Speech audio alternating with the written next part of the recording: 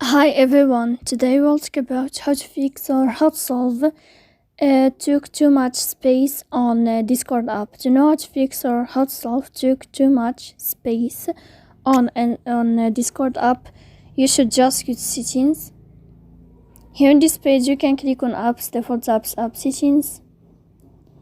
Then this list will enter to Discord and you can click. After that you can click on force stop and you can click OK.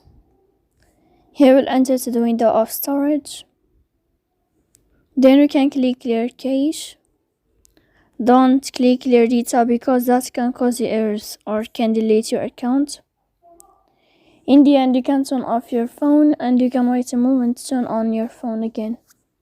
So please don't forget to support us by like and subscribe. See you next time in another video and thank you for your attention.